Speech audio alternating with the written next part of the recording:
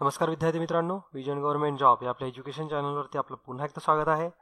आज आपण MPSCच्या पेपर 2 बद्दल थोडंसं एक विश्लेषण बघणार आहोत.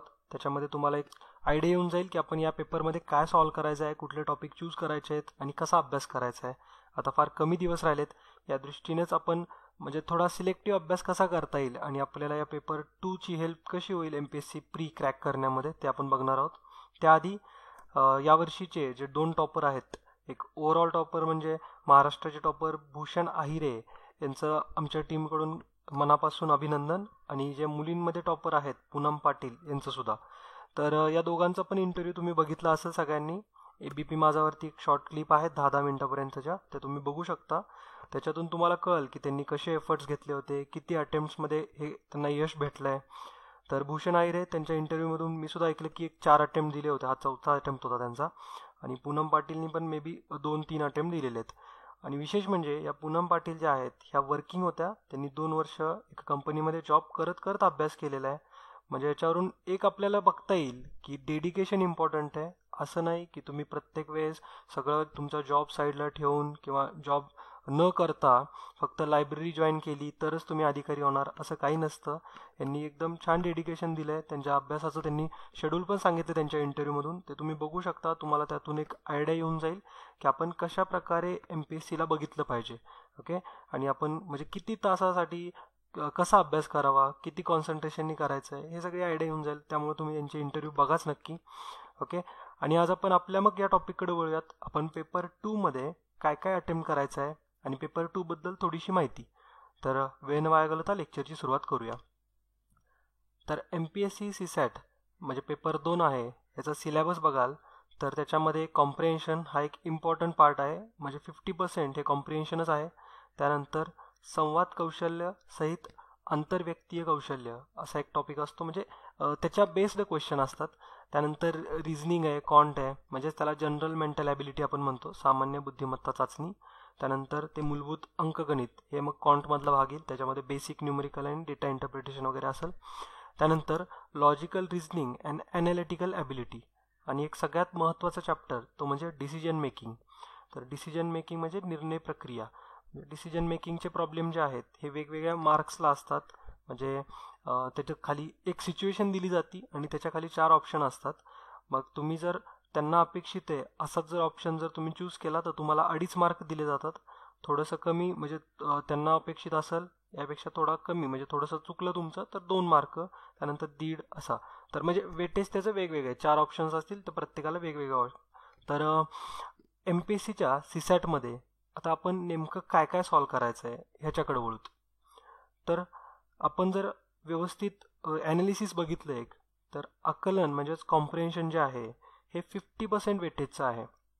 म्हणजे 50 क्वेश्चन, म्हणजे एकूण टोटल 100 क्वेश्चन 80 क्वेश्चन असतात MPSC CSAT पेपर 2 मध्ये 200 गुणांसाठी. तर त्याच्यापैकी एक 50 प्रश्न हे डायरेक्टली आकलन किंवा कॉम्प्रिहेन्शनमधून येतात. ओके, मिनिमम 50पेक्षा जास्त सुद्धा येतात काही वेळेस. आणि ह्याच्यामध्ये 9 ते 10 पॅसेज येतात. त्यामुळे तुम्ही विचार करा तुमची रीडिंग स्पीड काय पाहिजे. ओके, 9 ते 10 पॅसेज आहेत, बरेच लेंदी पॅसेज असतात, असं नाही की एकदम छोटे छोटे पॅसेज आहेत. आणि जर छोटे जरी पॅसेज आले तरी मग पॅसेजचा नंबर वाढतो. ओके, मग ज्या केसमध्ये छोटे छोटे पॅसेज जर आले तर ते 12 ते 14 येऊ शकतात, आणि मोठे असतील तर ते 9 ते 10 येतातच. त्यानंतर सामान्य बुद्धिमत्ता चाचणी हे 20 क्वेश्चन असतात त्याच्यावरती. मूलभूत अंकगणितावरती 5 एक प्रश्न असतात. निर्णय प्रक्रिया आणि समस्या सोडवणूक ह्याच्यावरती एक 5 ते 6 प्रश्न असतात. तर असा टोटल जर विचार केला तर 80 प्रश्न आहेत आपल्याकडं. आता आपण आकलन म्हणजेच जे कॉम्प्रिहेन्शन आहे ह्याच्याबद्दल थोडंसं डिस्कशन करू की आपण त्याला कशा पद्धतीनं क्रॅक करू शकतो कमी वेळेमध्ये. ओके, तर उतार्यांचे म्हणजेच हे जे कॉम्प्रिहेन्शन आहे याचे 4 ते 5 टाईप पडतात. पहिला म्हणजे आर्थिक बदलाव याच्याशी रिलेटेड, म्हणजे त्याच्यामध्ये तुम्हाला जो पॅसेज आलेला असेल हा आर्थिक गोष्टींशी किंवा इकॉनॉमीशी रिलेटेड असेल. सपोज चायना इकॉनॉमी असेल, इंडियन इकॉनॉमी, जॅपनीज इकॉनॉमी किंवा पैशाच्या ट्रान्झॅक्शनशी रिलेटेड, तर तो झाला इकॉनॉमीशी रिलेटेड पॅसेज. दुसरा एक टाईप असतो त्याच्यामध्ये गोष्टी सांगितल्या जातात किंवा कथा सांगितली जाईल एखादी, आणि त्याचं मग आपल्याला त्याच्याशी रिलेटेड खाली प्रश्न दिसतील. ओके, एक साहित्य म्हणजे जे मराठी भाषेतले जे जडजड वर्ड असतील किंवा थोडंसं कॉम्प्लिकेटेड जे म्हणतो आपल्याला सहजपणे आपल्याला न समजणारी अशी जी भाषा असती तर तशा एक टाईप केला आम्ही, त्याला साहित्य नाव दिले. तर साहित्य प्रकाराचे उतारे असतात. आणि चौथं म्हणजे ज्या घटना काही घडून गेल्यात इतिहासामध्ये त्याच्याशी रिलेटेड. ओके, तर असे एक 4 प्रकार असतात उतार्यांचे.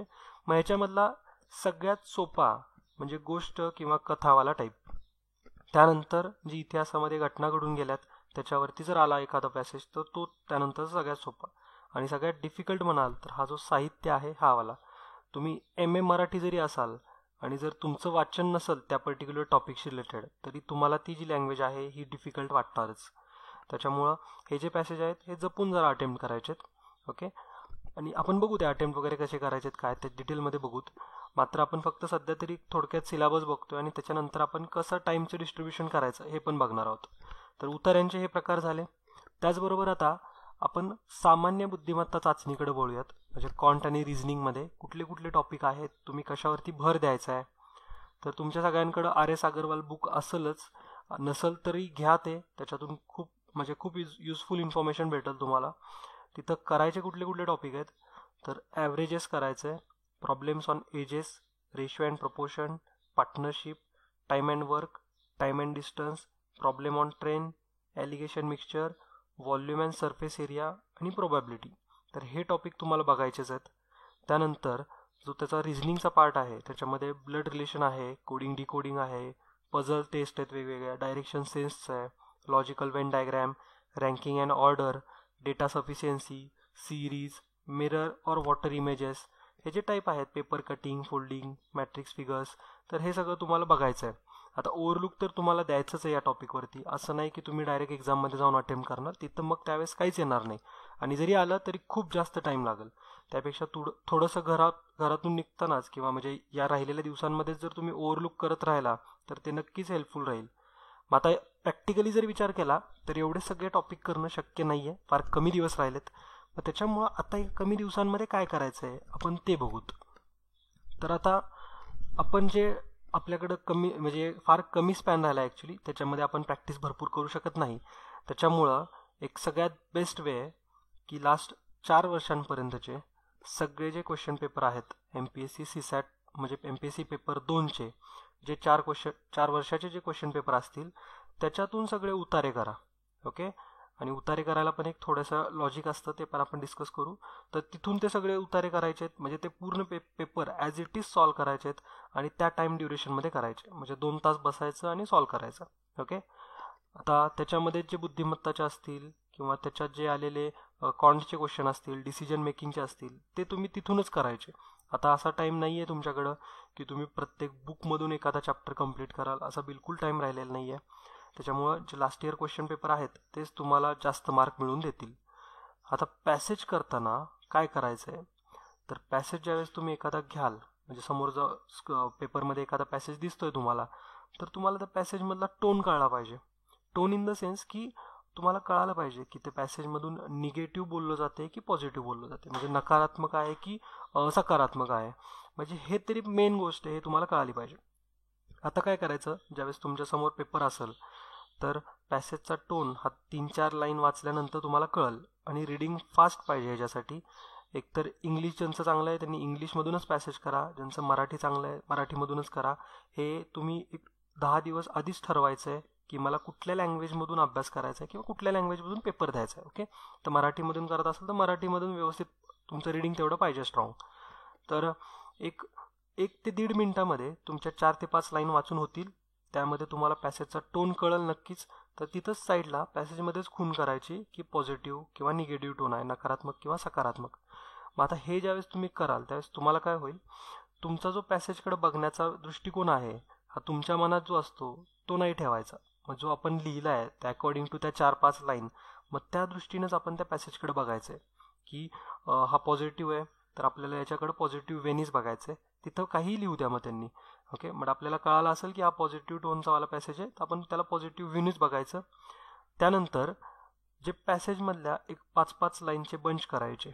असे टोटल एक 30 लाईन्स असतील सपोज, तर 5-5 लाईन्सचे 6 बंच होतील. मग त्या प्रत्येक 5 लाईन नंतर एक डॅश करून त्याच्या पुढंच लिहायचं की त्या लाईनमधून काय सारांश आला आहे थोडक्यामध्ये. ओके, ज्यावेळेस हे ज्यावेळेस कथा वाचताय पॅसेजमधून त्यावेळेस ठीक आहे, तुम्हाला करायची गरज नाही पडणार कारण तो सोपा असतो. मात्र ज्यावेळेस इकॉनॉमीशी रिलेटेड पॅसेज कराल किंवा साहित्याशी रिलेटेड कराल किंवा घटनाशी रिलेटेड, मग त्यावेळेस तुम्हाला हे करायला लागणार आहे. कारण एवढा मोठा पॅसेज असतो, आपल्याला इम्पॉर्टंट लाईन ज्या वरती असतात त्या मिस होऊ शकतात आपल्याकडून आणि ते लक्षात पण नाहीत राहणार. त्याच्यामुळं पटकन मार्किंग करून ठेवायचं, 5-5, 6-6 लाईनचा ग्रुप करायचा आणि त्याच्यातून तुम्हाला काय सारांश भेटला हा थोडक्यामध्ये लिहायचा. ओके, मग ज्यावेळेस तुम्ही क्वेश्चन बघाल त्यावेळेस तुम्हाला त्या क्वेश्चनमधला जो विचारलंय त्यांनी, मग ते जर तुमचा सारांशमधला एखादा भाग असेल तर तुम्ही पटकन तेवढ्याच लाईनमध्ये जाऊन त्याच 6 लाईन परत एकदा वाचू शकता. ओके, म्हणजे अशा प्रकारे व्यवस्थित तुम्हाला 100% ॲक्युरेसीने मार्क भेटतील. आता सगळ्यात महत्त्वाचं आहे की टाईम मॅनेजमेंट कसं ठेवायचं आहे. तर टाईम मॅनेजमेंट एक इम्पॉर्टंट फॅक्टर आहे. आपल्याकडं 120 मिनिट आहेत टोटल. ओके, 200 प्रश्नांसाठी. त्यापैकी तुम्हाला एक 60 minute, minimum 60 minute, okay, minimum 60 minute हे पॅसेज सॉल्व करायला लागतीलच जर तुम्ही सगळेच्या सगळे पॅसेज सॉल्व केले तर. आता मग ह्याच्यामध्ये तुमचा चॉईस आहे की तुम्हाला जर एखादा पॅसेज 2-3 पॅसेज असे असतात की ते डिफिकल्ट लेवल असतात, मग तर तुम्हाला तसं वाटलं की ते डिफिकल्ट आहेत तर ते डायरेक्टली स्किप करायचे. मात्र तुम्ही त्यावेळेस मग सपोज जर 10 पॅसेज आले असतील आणि 3 स्किप केले तर 7 राहिले, तर 7साठी तुम्ही 60 मिनिटं नाही द्यायची, मग तुमचा टाईम पण थोडा कमीच लागला पाहिजे. ओके, म्हणजे ज्यावेळेस तुम्ही 7 पॅसेज सॉल्व कराल तर तुम्हाला एक 50पर्यंत मिनिट्स लागले पाहिजे टोटल, म्हणजे 10-1 मिनिटाचा कमी झाले पाहिजे तुमचे, कारण तुम्ही नंबर ऑफ पॅसेज पण कमी अटेम्प्ट करताय. मग तोच तुम्ही टाईम पुढच्या क्वेश्चनसाठी अटेम्प्ट करू शकता. ओके, म्हणजेच तुम्ही रिडिंग कॉम्प्रिहेन्शन करताना पॅसेजेससाठी 60 मिनिट द्यायचेत, मॅक्झिमम 60 मिनिट. ओके, त्याच्या पुढे जास्त नाही द्यायचे जास्त.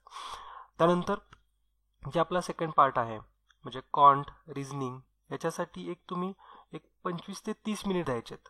ओके, म्हणजे तुमचे आता टोटल 90 मिनटं खर्च झालेत. आता तुमच्याकडं 30 मिनटं आहेत. या 30 मिनटामध्ये तुमचे 30 मिनटापैकी 25 मिनटं जे आहेत याच्यामध्ये डिसिजन मेकिंगचे सगळे पाठीच्या पाठी अटेम्प्ट झालेच पाहिजेत, म्हणजे 5 किंवा 6 असतील तेवढे सगळे अटेम्प्ट झालेच पाहिजेत. ओके, कारण तेच तुम्हाला नंतर मार्क मिळवून देतील, ते तुम्हाला कळेल. कारण 2.5 मार्क त्याचं वेटेज आहे. तुम्हाला जर व्यवस्थित त्या सिच्युएशनचं जर आकलन झालं तर तुम्ही चांगल्या प्रकारे त्याला रिस्पॉन्स देऊ शकता. आणि हे तुमच्या इंटरव्ह्यूचं प्रिपरेशन असल्यासारखंच आहे. इंटरव्ह्यूमध्ये पण सेम असंच आहे की तुम्हाला एखादी जर सिच्युएशन दिली तर तुम्ही त्याला कसा अप्रोच कराल तेच त्यांनी वर्ड्समध्ये दिलेलं आहे आणि तुम्हाला फक्त ऑप्शन सिलेक्ट करायचा आहे. ओके, त्याच्यामुळे एक 25 मिनटं घालवा त्या प्रश्नांवरती. एक ॲटलिस्ट म्हणजे 25 ते 20 मिनटामधला तुम्हाला स्पॅन त्या क्वेश्चनसाठी भेटला पाहिजे, म्हणजे तुम्हाला ॲक्युरेसीनी चांगले मार्क भेटतील.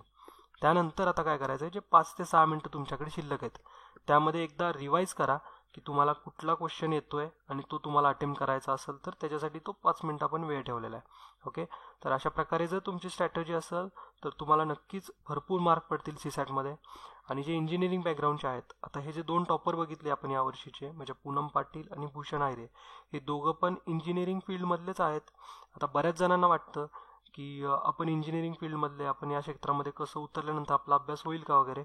आणि असे पण बरेच विद्यार्थी असतात आर्ट कॉमर्सवाले की त्यांना वाटतं की आपलं बॅकग्राऊंड आहे हिस्ट्री, जॉग्राफी, पॉलिटी, तर त्या जोरावरती आपण MPSC क्रॅक करू. तर असं काहीसुद्धा नसतं. आपल्याला MPSC क्रॅक करण्यासाठी आपलं डेडिकेशनच कारणीभूत आहे. आपण किती त्याला सिरियसली घेतलं त्या एक्झामला, आणि एक्झाम एन्व्हायरमेंटमध्ये आपण या 12 ते 15 दिवसांमध्ये आपण किती सिरियस आहे हेच मॅटर करणार आहे. जितका अभ्यास केला असेल तेवढाच असू द्या. आता फक्त रिव्हिजनचा वेळ आहे, बाकीच्या एक्स्ट्रा टॉपिक्समध्ये शिरू नका. ओके, व्यवस्थित अभ्यास करा आणि नक्कीच जर अशा प्रकारे जर आपण अभ्यास केला सॉरी तर आपण एक्झाम नक्की क्रॅक करू. ओके, तर व्यवस्थित अभ्यास करा आणि या स्ट्रॅटर्जीला नक्की फॉलो करा. तर भेटूया पुढच्या लेक्चर्समध्ये. तोपर्यंत जय हिंद, जय महाराष्ट्र. धन्यवाद.